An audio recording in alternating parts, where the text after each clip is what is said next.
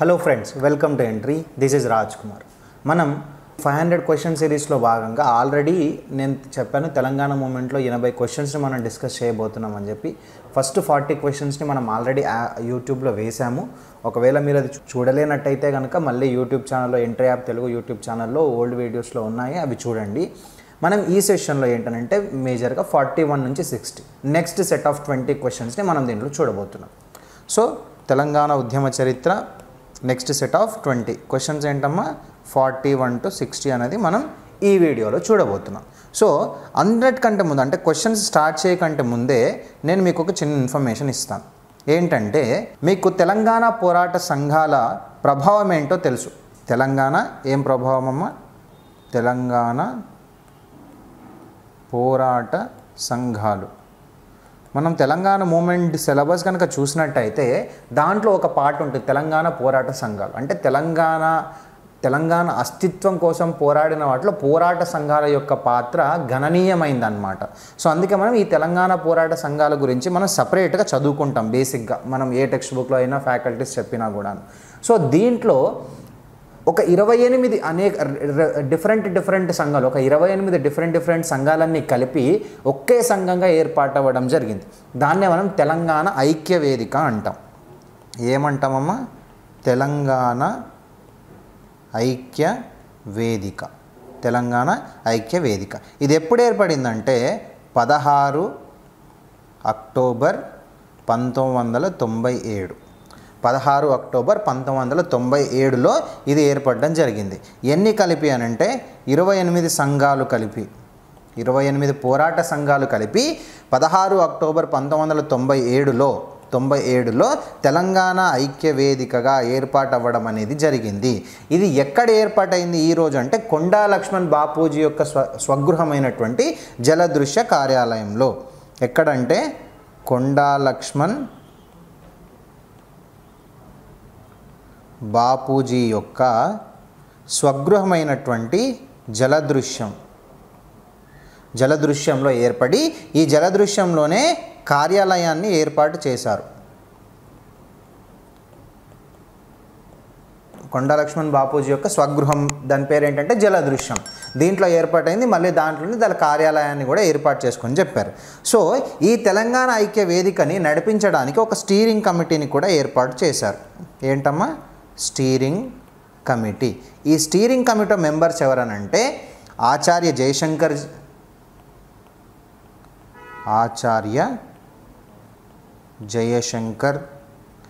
ఆచార్య కేశవరావు జాదవ్,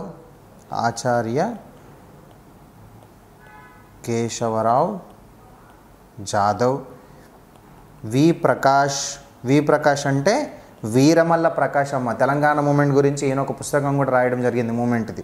వి ప్రకాష్, రాపోలు ఆనంద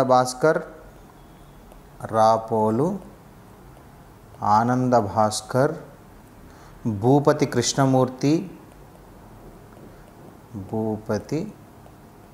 కృష్ణమూర్తి, బెల్లయ్య నాయక్,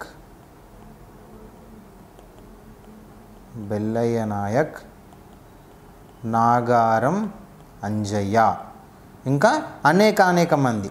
వీళ్ళే కాదు, ఇంకా అనేక మంది ఈ స్టీరింగ్ కమిటీలో ఎవరమ్మా? ఈ స్టీరింగ్ కమిటీలో సభ్యులు. ఓకేనా? నెక్స్ట్, ఇప్పుడు మనం చూసాం తెలంగాణ ఐక్య వేదిక 1997లో ఏర్పడిందని చెప్పాము. అక్టోబర్ 16 28 సంఘాలు కలిసి దీన్ని ఏర్పాటు చేశారు. కొండా లక్ష్మణ్ బాపూజీ యొక్క స్వగృహమైనటువంటి జలదృశ్యంలో వీళ్ళ కార్యాలయాన్ని ఏర్పాటు చేసుకున్నారు. ఒక స్టీరింగ్ కమిటీ ఉండింది. దాంట్లో ఆచార్య జయశంకర్, ఆచార్య కేశవరావు జాదవ్, వి ప్రకాష్, వీరమల్ల ప్రకాష్, రాపోలు ఆనంద భాస్కర్, భూపతి కృష్ణమూర్తి, బెల్లయ్య నాయక్, నాగారం అంజయ్య, ఇట్లా తదితరులందరూ కూడా ఈ స్టీరింగ్ కమిటీలో సభ్యులు. ఈ 28 సంఘాలు ఏంటనేది మనం ఇక్కడ చూడాలి. చాలా ఇంపార్టెంట్ అమ్మా. 28 సంఘాలు ఏంటనేవి మనం ఇక్కడ చూడబోతున్నాం. ఈ 28 సంఘాలు ఏంటంటే,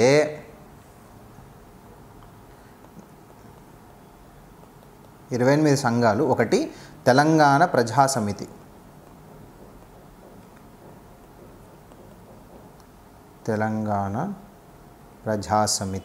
రెండు తెలంగాణ ప్రజా పరిషత్, తెలంగాణ టీజీ పెడతానమ్మా, Telangana Rashtra Sadhana Samiti, Rashtra Sadhana Samiti. 4 Telangana liberation students organisation, Telangana liberation students organisation, Telangana liberation student TLSO, Telangana liberation students organisation. Next Telangana Pattabhadrula Sangham అంటే graduates, Pattabhadrula Sangham. Next Telangana 4th class employees, 4th class employees forum, Telangana 4th class employees forum. Next Telangana Vichar Manch, Telangana Vichar Manch. Next Telangana youth forum, Telangana youth forum. Next 9 Telangana Jana పరిషత్, తెలంగాణ జన పరిషత్. 10 తెలంగాణ ప్రగతి వేదిక, ఏంటమ్మా తెలంగాణ ప్రగతి వేదిక. తెలంగాణ మహాసభ, ఈ Telangana మహాసభని స్థాపించిందే V Prakash. ఎవరమ్మా? V Prakash. Next Telangana lawyers forum, Telangana lawyers forum. Next Telangana Mukti Morcha, Telangana Mukti Morcha Machineni Kishan Rao దీన్ని స్థాపించింది. 14 Telangana forum, ఎక్కడమ్మా ఇది? కరీంనగర్ డిస్ట్రిక్ట్లో ఏర్పడింది ఈ తెలంగాణ ఫోరం. 15 సమతా వేదిక, Samatha Vedika. 16 Telangana lecturers forum, Telangana lecturers forum. Telangana Dalita Seva Sangham, Telangana Bahujana Porata Samiti. 18 next 19 Lohia Vichar Manch, Ram Manohar Lohia Vichar Manch. 20 OU forum for Telangana, OU forum for Telangana. 21 Telangana Vidyarthi, Telangana విద్యార్థి యువజన మహాసభ. 22 తెలంగాణ దళితుల రచయితల సంఘం. 23 తెలంగాణ టీచర్స్ ఫోరం. 24 హిందీ భాషా ముక్తి మోర్చా ఫర్ సపరేట్ తెలంగాణ, హిందీ భాష తెలుగులో రాస్తా, హిందీ భాష ముక్తి మోర్చా, ముక్తి మోర్చా ఫర్ సెపరేట్ తెలంగాణ.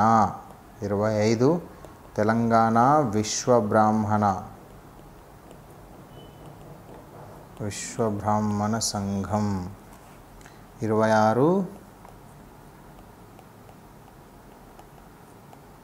గిరిజన విద్యార్థి యువజన సంఘం. 27 Telangana village administrative officers association. 28 Telangana గ్రామీణ వికాస్ మంచ్. ఈ 28 సంఘాలన్నీ కలిపి తెలంగాణ ఐక్య వేదికగా ఏర్పాటవ్వడం జరిగింది. ఇవి చాలా చాలా చాలా చాలా ఇంపార్టెంట్ అమ్మా, ఇవన్నీ కూడా గుర్తుపెట్టుకోవాలి. సో క్వశ్చన్ ఏదైనా అడగొచ్చు, ఇవన్నీ కూడా మనం కంపల్సరీగా గుర్తుపెట్టుకోవాలి. ఇప్పుడు మనం ఏంటంటే క్వశ్చన్లోకి పోదాం. ఫస్ట్ క్వశ్చన్, ఇవన్నీ కూడా మనం ఆల్రెడీ చూసామమ్మా. కింది వాటిని జతపరచండి. తెలంగాణ బహుజన పోరాట సమితి, తెలంగాణ ముక్తి మోర్చా, తెలంగాణ మహాసభ, తెలంగాణ ప్రజా సమితి. మనం ఆల్రెడీ చెప్పుకున్నాం. ఏం చెప్పుకున్నాం? తెలంగాణ మహాసభ అనేది వీరమల్ల ప్రకాష్ గారు అని చెప్పుకున్నాం. తెలంగాణ మహాసభను ఏర్పాటు చేసింది వీరమల్ల ప్రకాష్. నెక్స్ట్, తెలంగాణ ముక్తి మోర్చాను ఏర్పాటు చేసింది మాచినేని కిషన్ రావు. మాచినేని కిషన్ రావు 1993 సంవత్సరంలో. నెక్స్ట్, తెలంగాణ బహుజన పోరాట సమితిని ఏర్పాటు చేసింది బెల్లయ్య నాయక్, తెజావత్ బెల్లయ్య నాయక్. ఇంకా మిగిలింది ఎవరమ్మా? తెలంగాణ ప్రజా సమితి భూపతి కృష్ణమూర్తి. వచ్చిన ఆప్షన్ ఏంటమ్మా? 1B 2A 3D 4C. Second is the correct option. ఇక్కడ మనం ఏంటంటే తెలంగాణ ప్రజా సమితి గురించి సపరేట్గా తెలుసుకోవాలి. ఎందుకనంటే 1969 మూమెంట్ అనేది మేజర్గా నడిపించింది తెలంగాణ ప్రజా సమితి. తెలంగాణ ప్రజా సమితి ఆధ్వర్యంలోనే 1969 ఉద్యమం అంతా నడిచిందమ్మా. సో అప్పుడు నడిచింది. మళ్ళీ అలాగే మలిదశ ఉద్యమానికి కూడా ఈ తెలంగాణ ప్రజా సమితి కంటిన్యూ అయింది. అంటే 1969 తర్వాత కొన్ని రోజులు కనుమరుగైపోయింది ఆ తెలంగాణ ప్రజా సమితి అనేది. మళ్ళీ దాన్ని రివైవ్ చేశారు. తెలంగాణ ప్రజా సమితిని మళ్ళీ రివైవ్ చేశారనమాట.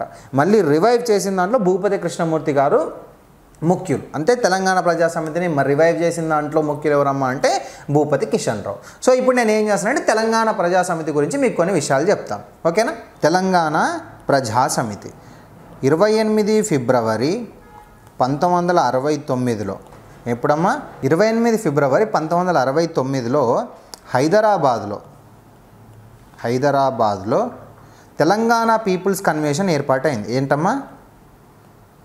Telangana people's convention.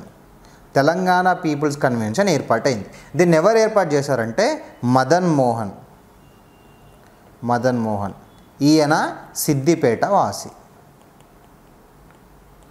Telangana people's convention అనే సంస్థ 1969 ఫిబ్రవరి 28వ తేదీన హైదరాబాద్లో ఏర్పాటైంది. ఎవరు ఏర్పాటు చేశారంటే సిద్దిపేటకి చెందినటువంటి మదన్ మోహన్ అనే వ్యక్తి. ఓకేనా?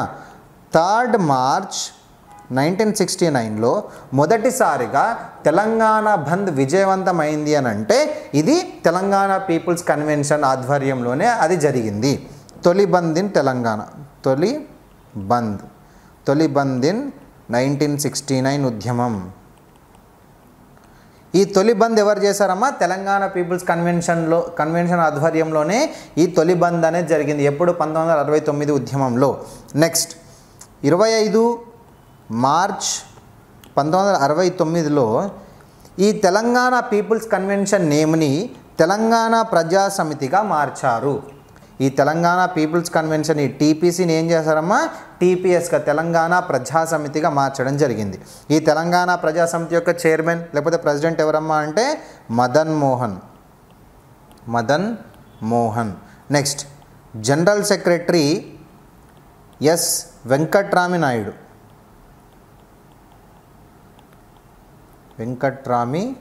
నాయుడు. నెక్స్ట్, ట్రెజరర్ కోశాధికారి ట్రెజరర్ ఎవరమ్మా? నాగం కృష్ణ. ఇంకా ఇతర మెంబర్స్ ఎవరో చూసుకుంటే వందే మాత్రం రామచంద్రరావు, ఈవి పద్మనాభం, వందే మాత్రం రామచంద్రరావు. సో ఇదేం చేశారమ్మా? తెలంగాణ పీపుల్స్ 1969 ఉద్యమంని ఎప్పుడైతే ఈ తెలంగాణ ప్రజా సమితి లేకపోతే తెలంగాణ పీపుల్స్ కన్వెన్షన్ ఏదైతే ఉండిందో అది కనుమరుగైపోయింది. మళ్ళీ దాన్ని పునరుద్ధరించడం జరిగింది. ఈ పునరుద్ధరించినప్పుడు ఎవరమ్మా దాని అధ్యక్షులు అంటే భూపతి కృష్ణమూర్తి. ఈ భూపతి కృష్ణమూర్తినే మనం తెలంగాణ గాంధీగా పిలుస్తాం. ఎందుకనంటే ఆయన గాంధీ యొక్క వార్ధాలోని సేవాగ్రామ ఆశ్రమంలో ఆయన శిక్షణ పొంది మన దగ్గరికి రావడం జరిగింది. అందుకే ఆయన్ని మనం భూపతి కృష్ణమూర్తి గారిని మనం తెలంగాణ గాంధీగా పిలుస్తాం. క్లియర్ కదమ్మా? ఫస్ట్ క్వశ్చన్ క్లియర్ కదా? చలో. సో ఎందుకు ఇంత డీటెయిల్డ్గా చెప్తున్నామని అంటే మీరు మర్చిపోవద్దని చెప్పి. దీనికి అవసరం లేదమ్మా, ఎవరు ఏంటి అనేది మనం చెప్పుకుంటూ పోవచ్చు. But you have to understand the things carefully అని చెప్పి మనం ఇవన్నీ చెప్పుకుంటున్నాం. నెక్స్ట్ క్వశ్చన్ చూద్దాం. నెక్స్ట్, వరంగల్ డిక్లరేషన్లో ఎన్ని డిమాండ్లను ప్రతిపాదించారు? వరంగల్ డిక్లరేషన్లో ఎన్ని డిమాండ్లను ప్రతిపాదించారు? ఫస్ట్ ఈ వరంగల్ డిక్లరేషన్ అనేది ఎప్పుడనంటే 29 డిసెంబర్ 1997వ సంవత్సరంలో వరంగల్లో ఈ డిక్లరేషన్ అనేది జరిగింది. అప్పుడు ఎవరు అంటే ఈ కన్వెన్షన్ ఎవరు, అసలు ఆ సదస్సు ఏంటి అనేది మనం చూసినట్టయితే పీపుల్స్ వార్ గ్రూప్ అనే సంస్థ యొక్క అనుబంధ సంస్థ అయినటువంటి all India People's resistance forum, People's war group అనే సంస్థ యొక్క అనుబంధ సంస్థ అయినటువంటి all India People's resistance forum అనే సంస్థ 2 రోజుల కన్వెన్షన్ని వరంగల్లో ఏర్పాటు చేసింది. అది ఎప్పుడమ్మా? 28-29 డిసెంబర్లో కన్వెన్షన్ని ఏర్పాటు చేసింది. ఈ కన్వెన్షన్ యొక్క పేరేంటంటే ప్రత్యేక తెలంగాణ ప్రజాస్వామిక ఆకాంక్షలు. నేమేంటమ్మా ఈ కన్వెన్షన్ యొక్క పేరు? ప్రత్యేక తెలంగాణ ప్రజాస్వామిక ఆకాంక్షలు. ఇది ఈ కన్వెన్షన్ యొక్క పేరు. ఎవరు ఏర్పాటు చేశారని చెప్పాను? పీపుల్స్ వార్ గ్రూప్ యొక్క అనుబంధ సంస్థ అయినటువంటి all India People's assistance forum అనే సంస్థ 2 రోజుల కన్వెన్షన్ని వరంగల్లో ఏర్పాటు చేసింది. ఆ కన్వెన్షన్ యొక్క పేరే ప్రత్యేక తెలంగాణ ప్రజాస్వామిక ఆకాంక్షలు. దీంట్లోనే ఈ కన్వెన్షన్కే ఎన్ సాయిబాబా, పేరు వినే ఉంటారమ్మా, జిఎన్ సాయిబాబా, ఢిల్లీ యూనివర్సిటీలో ప్రొఫెసర్. ఈయన దీనికి అధ్యక్షత వహించడం జరిగింది. అలాగే దీంట్లో ఏవైతే తీర్మానాలు తీసుకున్నారో అవి ఓవరాల్గా 50 అమ్మ. ఎన్నమ్మా? 50. So 1 is the answer. ఈ 50 తీర్మానాలని ఎవరు బహిరంగంగా వ్యక్తపరిచారు అంటే బయటకు విడుదల చేశారనంటే కాళోజీ నారాయణరావు గారు ఈ 50 తీర్మానాలను విడుదల చేయడం జరిగింది. ఇది వరంగల్ డిక్లరేషన్ 1997లో జరిగింది. క్లియర్ కదమ్మా? నెక్స్ట్ 3వ క్వశ్చన్. క్రింది వాటిలో సరైన స్టేట్మెంట్. మలిదశ ఉద్యమంలో జరిగిన తెలంగాణ యొక్క తొలి ఆత్మగౌరవ సభ ఏంటంటే forum for freedom of expression ఆధ్వర్యంలో వివి కాలేజీ వద్ద అశోక టాకీస్ సదస్సు అనేది జరిగింది. మలిదశ ఉద్యమంలో నిజామాబాద్ అడ్వకేట్ సమావేశం కూడా జరిగింది. ఈ 2 కూడా కరెక్టేనమ్మా. ఏ అండ్ బి 2 సరైనవే. నిజామాబాద్ అడ్వకేట్ సమావేశం ఎప్పుడు జరిగిందనంటే 27 అక్టోబర్ 1996లో ఈ నిజామాబాద్ అడ్వకేట్స్ మీటింగ్ అనేది జరిగింది. అలాగే ఈ అశోక టాకీస్ సదస్సు ఏదైతే ఉందో అది forum for freedom of expression, ఇక్కడ ఆల్రెడీ ఇచ్చాడమ్మా. మనకేమి ఇచ్చాడు? ఎవరి ఆధ్వర్యంలో జరిగిందంటే forum for freedom of expression యొక్క ఆధ్వర్యంలో హైదరాబాద్లోని వివి కాలేజ్ వద్ద ఈ అశోక టాకీస్ సదస్సు అనేది జరిగింది. ఎప్పుడమ్మా అంటే 10 జనవరి 1997. ఏ పేరుతో జరిగిందమ్మా ఈ అశోక టాకీస్ సదస్సు అనంటే తెలంగాణ సంస్కృతి వివక్షత.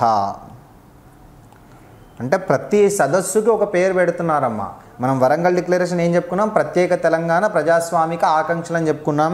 అలాగే ఇక్కడ అశోక టాకీస్ సదస్సు అనేది ఏదైతే ఉందో దాని పేరు తెలంగాణ సంస్కృతి వివక్షత అనే పేరుతో స్టార్ట్ చేయడం అనేది జరిగింది. అనే పేరుతో ఇది కండక్ట్ చేశారు.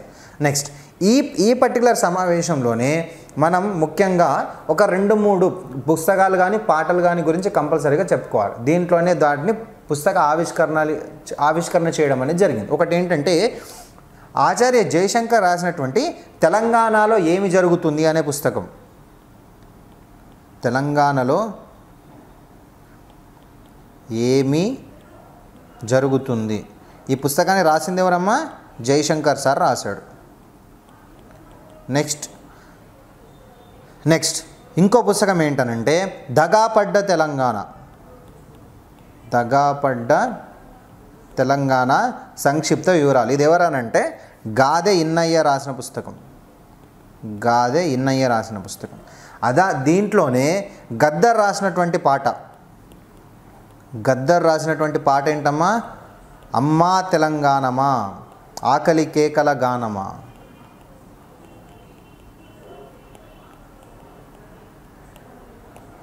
గద్దర్ రాసినటువంటి అమ్మా తెలంగాణమా ఆకలి కేకల గానమా అనే పాట కూడా దీంట్లోనే ఈ సమయంలోనే ఆయన రాయడం అనేది జరిగింది.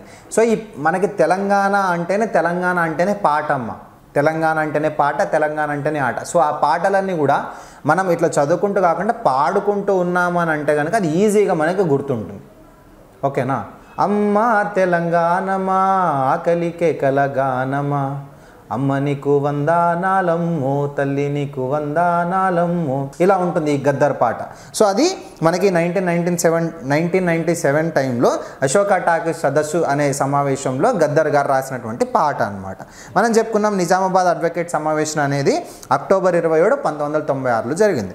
ఇక్కడ రెండు కూడా సరైన స్టేట్మెంట్. క్లియర్ కదమ్మా ఇక్కడ వరకు? నెక్స్ట్ క్వశ్చన్ చూద్దాం. సో ఇప్పుడు ఆల్రెడీ మనం దీంట్లో రెండు చూసేసాం. లాస్ట్ క్వశ్చన్లో ఏంటమ్మా, దగాపడ్డ తెలంగాణ. తెలంగాణలో ఏం జరుగుతుంది ఎవరు రాశారమ్మా? ప్రొఫెసర్ జయశంకర్ రాసిండు. దగాపడ్డ తెలంగాణ అనేది గాదె ఇన్నయ్య రాశారు. నీళ్లు నిజాలు అనేది విద్యాసాగర్ గారు రాసినటువంటి వ్యాసాల సంపుటి. నీళ్లు నిజాలు అనేది వ్యాసాల సంపుటి. నీళ్లు నిజాలు అనేది రామరాజు విద్యాసాగర్ గారు రాసినటువంటి వ్యాసాల సంపుటి.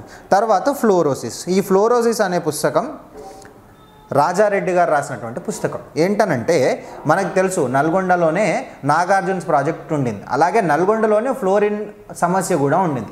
జనరల్గా ఫ్లోరిన్ సమస్య ఎలా వస్తుంది, ఫ్లోరోసిస్ అనే వ్యాధి ఎలా వస్తుందనంటే ఒక లీటర్ వాటర్లో 2 నుంచి 7 మిల్లీగ్రామ్స్ ఫ్లోరిన్ కనుక ఉన్నట్టయితే కనుక మనకి ఫ్లోరోసిస్ సమస్య వస్తుంది. But according to WHO World Health Organization ప్రకారం 0.7 నుంచి 1.2 మిల్లీగ్రామ్స్ ఫ్లోరిన్ ఉంటే కనుక ఫ్లోరోసిస్ వ్యాధి అనేది రాదు. సో అంటే ఫ్లోరిన్ అనేది ఒక లీటర్ వాటర్లో 0.7 నుంచి 1.2 మిల్లీగ్రామ్ అనేది ఉండొచ్చు. కానీ నాగార్జున సాగర్ డ్యామ్, అంత పెద్ద డ్యామే ఉన్నటువంటి నల్గొండలో ఒక లీటర్ వాటర్లో 2 నుంచి 7 మిల్లీగ్రాముల ఫ్లోరిన్ ఉంటుంది ఒక లీటర్లో. దానివల్ల ఫ్లోరోసిస్ అనే వ్యాధి వస్తుంది.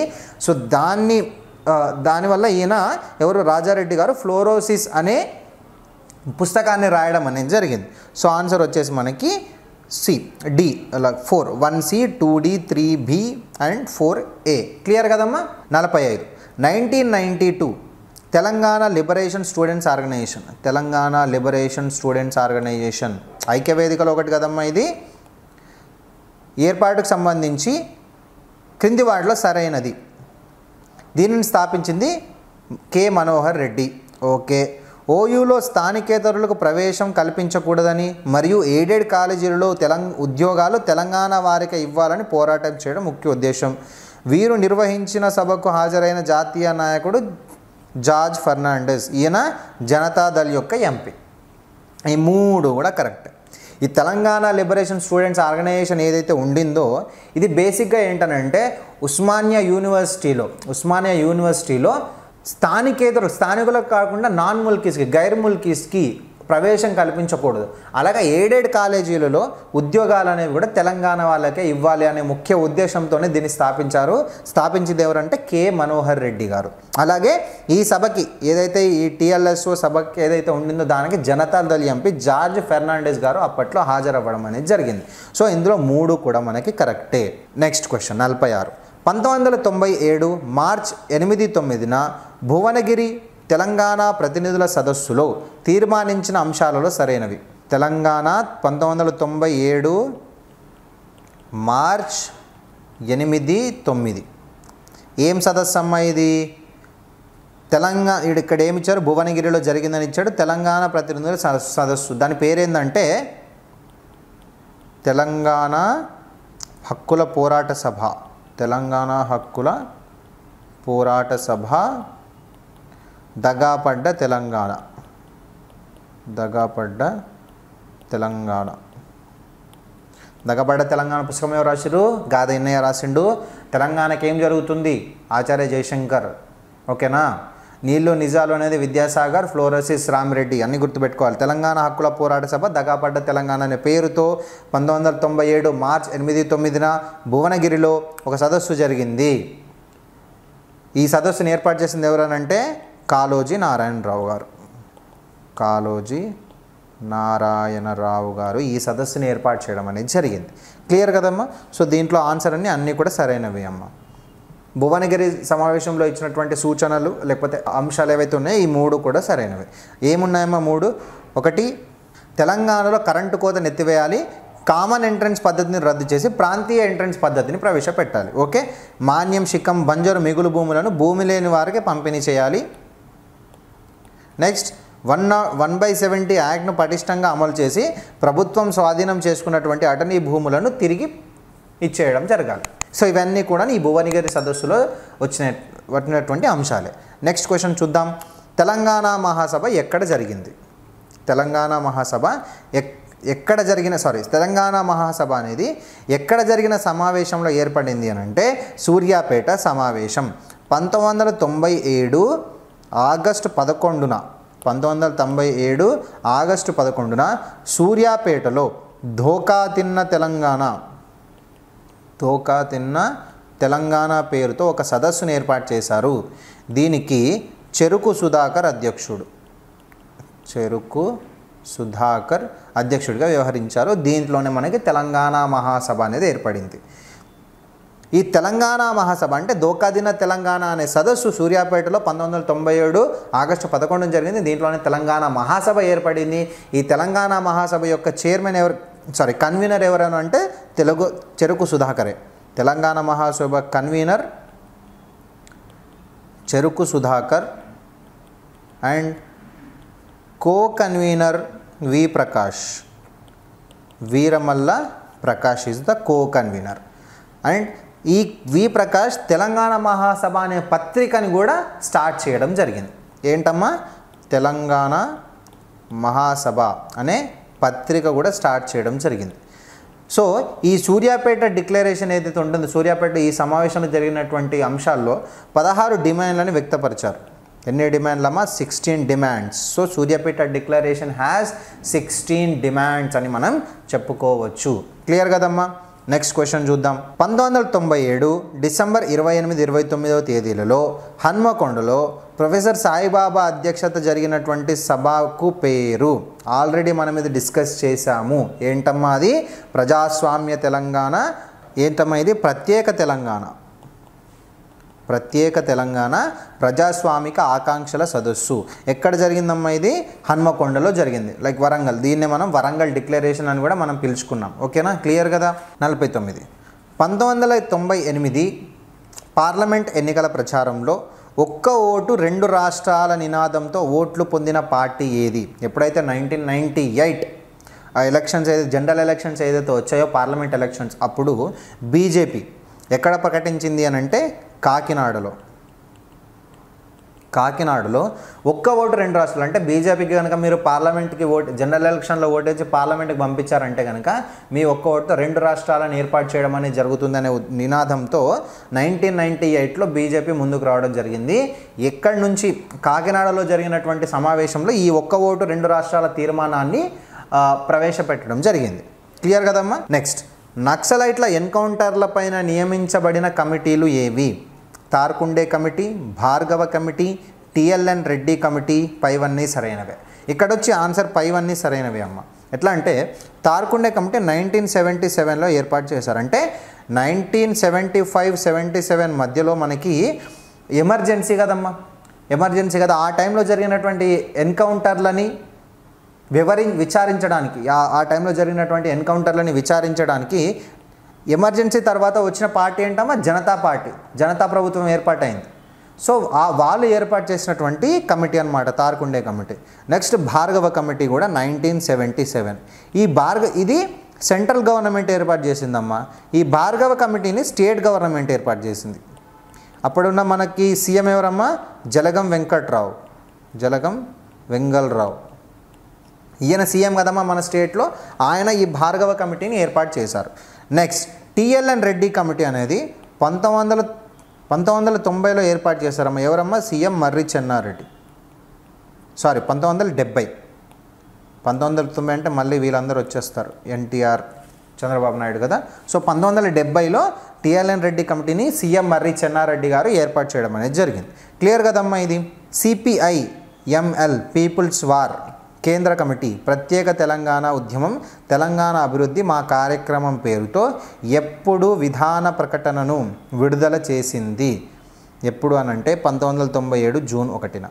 పీపుల్స్ వార్ గ్రూప్ ఏదైతే ఉంటుందో ఇది కమ్యూనిస్ట్ సంస్థ అమ్మ. ఎక్కడైతే మనం సాయుధ పోరాటం చూస్తామో దాని తర్వాత కమ్యూనిస్టుల భావజాలము, కమ్యూనిస్టుల అదంతా ఇన్ఫ్లుయెన్స్ ఎలా ఉండింది తెలంగాణ యొక్క సాయుధ పోరాటం మీద అంతా మనం ఎప్పుడైతే చదువుతామో అప్పుడే మనకి ఇవన్నీ కూడా వస్తుంటాయి సంస్థలు. అప్పుడు పీపుల్స్ వార్ గ్రూప్ అనే సంస్థ దాంట్లో ఒక పార్ట్ అనమాట. అది ప్రత్యేక తెలంగాణ ఉద్యమం తెలంగాణ అభివృద్ధి మా కార్యక్రమం పేరుతో 1997 జూన్ 1న వాళ్ళు ఒక ప్రకటనని విడుదల చేయడం అనేది జరిగింది. రైటా? Next question.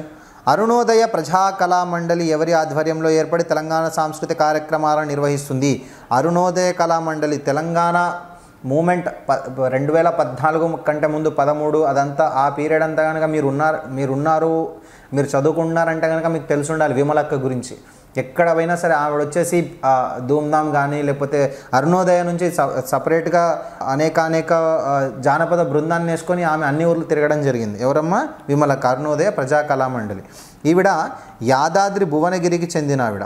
యాదాద్రి భువనగిరి డిస్ట్రిక్ట్లోని ఆలేరు మండల్ మండల కేంద్రం కొలనుపాకలో జన్మించింది. కొలనుపాక గ్రామస్తురాలు. ఈవిడ మావోయిస్ట్ లీడర్ అయినటువంటి కూర దేవేందర్ను వివాహం చేసుకున్నారు. కూర దేవేందర్ మావోయిస్ట్ లీడర్ అయినటువంటి కూర దేవేందర్ని వివాహం చేసుకున్నారు. అలాగే అరుణోదయ సాంస్కృతిక సమాఖ్య లేకపోతే అరుణోదయ ప్రజా కళా మండలి అనే జానపద బృందాన్ని ఈవిడ ఏర్పాటు చేసుకున్నారు. ఆవిడ పాడినటువంటి ఒక మంచి పాట ఏంటనంటే ఆడుదాం డప్పుల్లా దరువేరా తల్లి తెలంగాణ పాట వాడరా. ఇది మీరు అంటే అందుకే అన్నాను, మీరు 2013-12 అంటే తెలంగాణ ఉద్యమం విస్తృతంగా జరిగిన సమయంలో కనుక మీరు కాలేజెస్లో ఉన్నారంటే ఐ వాజ్ ఇన్ కాలేజ్ అనమాట. అప్పుడు కామారెడ్డిలో అనమాట మా కాలేజ్. సో అప్పుడు ఆవిడ కామారెడ్డికి రావడం జరిగింది, మేమందరం కూడా అక్కడికి వెళ్ళాం. సో ఈ పాట చాలా ఫేమస్, చాలాసార్లు వినుంటారు. ఓకేనా? సో ఆ విమలక్క మర్చిపోకూడదు ఇట్లాంటి ఫ్యాక్ట్స్ అంతా. నెక్స్ట్, మలిదశ ఉద్యమం వీటి దోపిడీకి వ్యతిరేకంగా జరిగింది. మలదశ ఉద్యమం మనం దేనికి వ్యతిరేకంగా జరిగిందనమాట? మనం ఎప్పుడు వింటూనే ఉంటాం, నీళ్లు నిధులు నియామకాలు. అలాగే తెలంగాణ యొక్క భాషా సంస్కృతుల పరిరక్షణ కొరకు మలిదశ ఉద్యమం అనేది జరిగింది. పైవన్నీ సరైనవే. 54 విజయశాంతి తల్లి తెలంగాణ పార్టీ ఎప్పుడు టీఆర్ఎస్లో విలీనం చేశారు? తల్లి తెలంగాణ పార్టీ 2005లో ఏర్పాటైందమ్మా. విజయశాంతి గారు ఏర్పాటు చేశారు 2009 జనవరి 16న. 2009 జాన్ 16న ఈవిడ టీఆర్ఎస్లో విలీనం చేశారు. దేంట్లో? తెలంగాణ రాష్ట్ర సమితిలో విలీనం చేయడం అనేది జరిగింది. నెక్స్ట్ క్వశ్చన్ ఏంటమ్మా? పొడుస్తున్న పొద్దు మీద నడుస్తున్న కాలమా అనే పాట రచయిత ఎవరు? చెప్పాల్సిన పనిలే, గద్దర్. గద్దర్ అనేది ఆయన రియల్ నేమ్ కాదమ్మా. గద్దర్ అనేది ఆయన కలం పేరు. ఆయన పేరేంటంటే గుమ్మడి విఠలరావు. ఆయన పేరేంటి? గుమ్మడి విఠల్ రావు. సో గద్దర్ అనేది కలం పేరు, ఆయన పేరు కాదు. మనకు గద్దర్ అంటేనే మనకు తెలుస్తాడు ఆయన, కానీ ఆయన కలం పేరు అది. ఆయన నిజం పేరు గుమ్మడి విఠల్ రావు. సో ఈ గద్దర్ అంటే ఏంటమ్మా? బేసిక్గా తిరుగుబాటు, రివల్యూషన్ లేకపోతే తిరుగుబాటు, విప్లవం అని అర్థం గద్దర్ అంటే. దీన్నే మనం ప్రజా యుద్ధ నౌకగా కూడా పిలుస్తాం. ఏమని పిలుస్తామమ్మా? ప్రజా యుద్ధ నౌకగా కూడా మనం పిలుస్తాం. ఈయన ఆర్ట్స్ లవర్స్ అనే పేరుతో ఒక సంస్థను స్థాపించారు. దీని నుండే జననాట్య మండలి అనే సంస్థ ఆవిర్భవించింది. ఇది కూడా ఒక జానపద కళా బృందం అలాంటి సంస్థ అన్నమాట. ఆర్ట్స్ లవర్ సంస్థ నుంచి జననాట్య మండలి మీరు ఒకవేళ యూట్యూబ్లో కనుక సెర్చ్ చేసినట్టయితే జననాట్య మండలి మీకు చాలా విపరీతమైనటువంటి పాటలు వస్తాయమ్మా. ఆర్ట్స్ లవర్స్ అనే సంస్థ ఏర్పాటు చేశారు, దాని నుంచే జననాట్య మండలి ఏర్పడింది. ఈ మేజర్గా ఫస్ట్ ఈయన లైమ్ లైట్లోకి వచ్చిన పాట ఏంటంటే బండెనక బండి గట్టి 16 బండ్లు గట్టి ఏ బండ్లే ఓతో కొడుకో నైజాము సర్కురోడా. ఈ పాట ఆయన పాడారు, కానీ రాసింది బండి యాదగిరి. ఎవరు రాశారమ్మా? రాసింది బండి యాదగిరి, పాడింది గద్దర్. గుర్తుపెట్టుకోకూడదు ఏ సినిమా అది? మా భూమి. ఇట్లాంటి ఏవైతే తెలంగాణకు సంబంధించిన సినిమాలు ఏవైతే ఉన్నాయో వాటి యొక్క డైరెక్టర్ కానీ, ప్రొడ్యూసర్ కానీ, మ్యూజిక్ డైరెక్టర్లు కానీ, సింగర్స్ కానీ, లిరిక్స్ ఎవరు రాసినారో కానీ ఇవన్నీ కూడా మనం గుర్తుపెట్టుకోవాలమ్మా. ఈ మా భూమి సినిమాలో వచ్చినటువంటి బండెనక బండి గట్టి 16 బండ్లు గట్టి ఏ బండ్లేవోతో కొడుకో నైజాము సర్కరోడా నాజీల మించినౌరో నైజాము సర్కరోడా. ఓకేనా, ఈ పాట మనం ఎప్పుడైతే పాటని పాటలాగా పాడతామో మనకి ఈజీగా గుర్తుండిపోయింది. బండి యాదగిరి గారు రాశారు, పాడింది గద్దర్. ఆయన ఫస్ట్ పాట అన్నమాట. ఓకేనా, నెక్స్ట్ ఆయన రాసినటువంటి తొలి పాట ఏదైతే ఉందో ఆపుర రిక్షోడో రిక్షంట నేనొస్తా. ఈ పాట ఏ సినిమా అమ్మ? ఒరే రిక్షా. ఒరే రిక్షా సినిమాలో ఈ ఆపుర రిక్షోడో అనే పాటను ఆయన రాయడం జరిగింది. దాని తర్వాత అమ్మ తెలంగాణమా ఆకలికే కలగానమా అనే పాట కూడా గద్దర్ గారే రాశారు. నా తర్వాత నా తల్లి తెలంగాణరా లేకపోతే తిరగబడ్డ వీణరా అనే పాట ఆయన రాశారు. దాని తర్వాత ఆయనకి 1997లో ఆయన మీద కాల్పులు జరిపారమ్మ. ఎవరో గుర్తు తెలియని వ్యక్తులు ఆయన మీద కాల్పులు జరిపారు. ఆయన తీవ్రంగా గాయపడ్డారు. దాని తర్వాత ఆయన కంబ్యాక్ అయ్యి రాసిన పాట ఏంటమ్మా? నన్ను గన్న తల్లులార తెలుగు తల్లి పల్లెల్లార అనే పాటతో ఆయన కంబ్యాక్ అవ్వడం జరిగింది. తర్వాత జైబోలో తెలంగాణ సినిమాలో పొడుస్తున్న పొద్దు మీద నడుస్తున్న కాలమా అనే పాట కూడా ఆయన రాశారు. దీనికి ఆయనకి నంది అవార్డు కూడా రావడం జరిగింది. దాని తర్వాత ఒరే రిక్షా సినిమాలోనే ఆపుర రిక్షోడో కాకుండా నీ పాదం మీద పుట్టుమచ్చనై చెల్లమ్మ అనే పాటను కూడా గద్దర్ రాయడం జరిగింది. అంటే మనం ఎప్పుడైతే ఒక వ్యక్తి గురించి నేర్చుకుంటామో ఆయన రాసిన పాటలు గోరంటి వెంకన్న కానివ్వండి, లేకపోతే సుద్దాల హనుమంతు కానివ్వండి, సుద్దాల అశోక్ తేజ కానివ్వండి, వీళ్ళందరూ వాళ్ళు ఎక్కడి నుంచి వాళ్ళు రాసిన పాటలు ఏంటి అనేది మనం పాడుకుంటూ ఉన్నామంటే మనకి ఈజీగా గుర్తుండిపోతుంది. ఓకేనా, క్లియరా? నెక్స్ట్ జతపరచాలి. ప్రజాకవి ఎవరమ్మా? ప్రజాకవి గోరంటి వెంకన్ననే. సహజ కవి అందశ్రీ. అందశ్రీ ఏం రాశారమ్మా? తెలంగాణ రాష్ట్ర గీతం అనుకుంటున్నాం. జయ జయ హే తెలంగాణ జననీ జయకేతనం అనే పాట. తెలంగాణ సిద్ధాంతకర్త జయశంకర్ సార్, దాంట్లో అడిగేదే లేదు. మిస్టర్ తెలంగాణ అని చెప్పి కేశవరావు జాదవ్ని మనం పిలుస్తాం. ఏంటమ్మా? మిస్టర్ తెలంగాణ. ఎవరమ్మా? కేశవరావు జాదవ్. క్లియర్ కదమ్మా? 1997లో శాసనసభలో ఏ సభ్యుడు తెలంగాణకు జరుగుతున్న అన్యాయాలను ప్రస్తావించగా స్పీకర్ యనమల రామకృష్ణుడు తెలంగాణ పదం వాడరాదని రూలింగ్ ఇచ్చాడు. ఎవరు అని అంటే ప్రణయ భాస్కర్కి. ఈ ప్రణయ భాస్కర్ అనే వ్యక్తి టీడీపీకి చెందినటువంటి వ్యక్తి. హన్మకొండ కాన్స్టిట్యుయెన్సీ నుంచి ఈయన ఎన్నుకోవడం జరిగింది, ఎలక్ట్ అయి రావడం అనేది జరిగింది. అప్పుడున్న స్పీకర్ ఏమరమ్మా? యనమల రామకృష్ణుడు. ఈయన 1995 నుంచి 97 వరకు 2 సంవత్సరాల పాటు స్పీకర్గా పనిచేశారు. దీనికి ఆంధ్రప్రదేశ్ అసెంబ్లీకి. క్లియర్ కదమ్మా? 58. గిర్గ్లానీ కమిటీ నివేదికలోని అంశాలకు సంబంధించి సరైనవి ఏమున్నమ్మా? బోగస్ సర్టిఫికేట్ల ద్వారా అక్రమంగా ఉద్యోగాలు సంపాదించిన స్థానికేతరుల సంఖ్యను నిర్ధారించడంలో అశ్రద్ధ, లోకల్ క్యాండిడేట్లకు సంబంధించిన బ్యాక్లాగ్ పోస్టులను ఓపెన్ కేటగిరీకి మార్చి నాన్ లోకల్స్కి అందించడం, న్యాయశాఖలో బాహాటంగా ఉల్లంఘనలు, అక్రమంగా నియమాలు. సో ఇవన్నీ కూడా అంటే బేసిక్గా ఒక 16 చాప్టర్లలో 16 చాప్టర్స్లలో తెలంగాణకు ఇచ్చినటువంటి బేసిక్గా ప్రెసిడెన్షియల్ ఆర్డర్స్ కానివ్వండి, జీవో 610 కానివ్వండి, వీటి ద్వారా ఇచ్చినటువంటి థింగ్స్ అన్నీ కూడా ఉల్లంఘనలకు ఏవైతే గురైనాయో అట్లాంటివి ఒక 16 చాప్టర్లో ఆయన ఉల్లంఘనలు వివరించారు. ఎవరు? గిర్గ్లానీ అనే వ్యక్తి. దేని గురించి మనం చెప్పుకుంటున్నాం? Presidential orders 1975, presidential orders 1985, GO 610. ఎవరమ్మా అప్పటి సీఎం ఎవరు? సీఎం ఎవరమ్మా? గిర్గ్లానీ కమిషన్ ఏర్పాటు చేసినప్పుడు 25 జూన్ 2001. ఎవరమ్మా సీఎం అప్పుడు? సిబిఎన్ చంద్రబాబు నాయుడు గారు.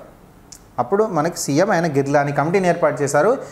ఈ గిర్గ్లానీ పూర్తి పేరు ఏంటంటే జట్టో మంగల్దాస్ గిర్గ్లానీ అమ్మ. ఆయన హైదరాబాద్కి చెందినటువంటి ఒక సింధీ ఫ్యామిలీకి చెందినటువంటి వ్యక్తి. ఆయన సింధ్ రతన్ అనే పత్రికను కూడా ఆయన చనిపోయేంత వరకు దానికి ఎడిటర్గా ఆయన పనిచేశారు. సో దీంట్లో ఓవరాల్గా రిపోర్ట్ ఎప్పుడు ఇచ్చారంటే 2004 సెప్టెంబర్ 30న రిపోర్ట్ ఇవ్వడం జరిగింది.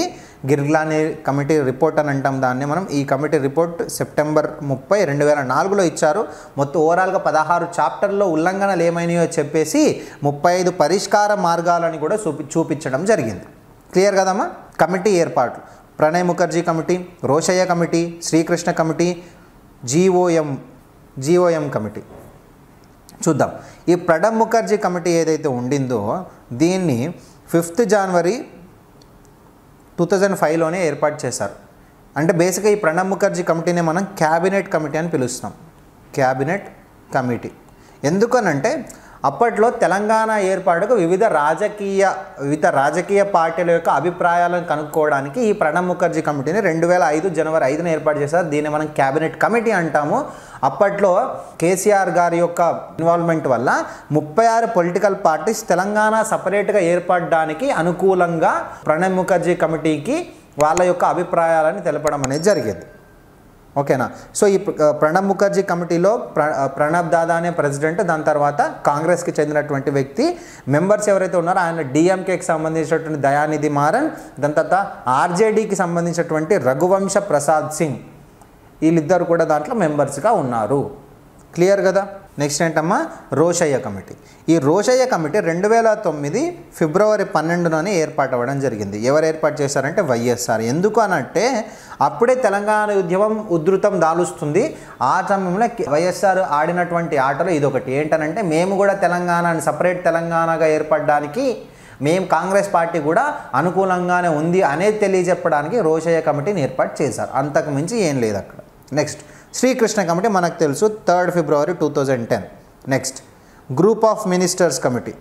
బేసిక్గా GMO, ఇది గ్రూప్ ఆఫ్ మినిస్టర్స్ కమిటీ. దీనికి చైర్మన్ A. యాంటోనీ అనమాట. దీన్నే మనం విభజన కమిటీ అని కూడా అంటాం. ఇది 2013 అక్టోబర్ 8న ఏర్పాటు అవ్వడం జరిగింది. So 2 is the correct answer. Clear కదమ్మా. నెక్స్ట్ బీజేపీ 2008 నవంబర్ 13న సికింద్రాబాద్లోని పరేడ్ గ్రౌండ్లో ఏ పేరుతో బహిరంగ సభని నిర్వహించింది? ఏ పేరమ్మా? సంకల్పయాత్ర. దీంట్లో నో డౌట్ ఉండకూడదు. 2008 బీజేపీ నవంబర్ 13న సికింద్రాబాద్ పరేడ్ గ్రౌండ్లో ఒక పేరుతో ఒక బహిరంగ సభని ఏర్పాటు చేశారు. దాని పేరే సంకల్పయాత్ర. సో ఇవి నెక్స్ట్ 20 క్వశ్చన్లు అమ్మ, 41 to 60.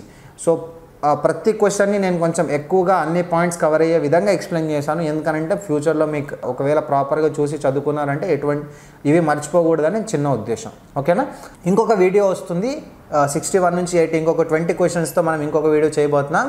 సో అందరూ కూడా యూట్యూబ్ ఛానల్ని లైక్ చేయండి, సబ్స్క్రైబ్ చేసుకోండి, మీ ఫ్రెండ్స్కి షేర్ చేయండి. అలాగే ప్లేస్టోర్ నుంచి ఎంట్రీ యాప్ని ఇన్స్టాల్ చేసుకొని మీకు నచ్చిన కోర్స్ని సెలెక్ట్ చేసుకొని చదువుకోండి. ప్రైజెస్ మాత్రం చాలా తక్కువగానే ఉంటాయి. Thank you very much.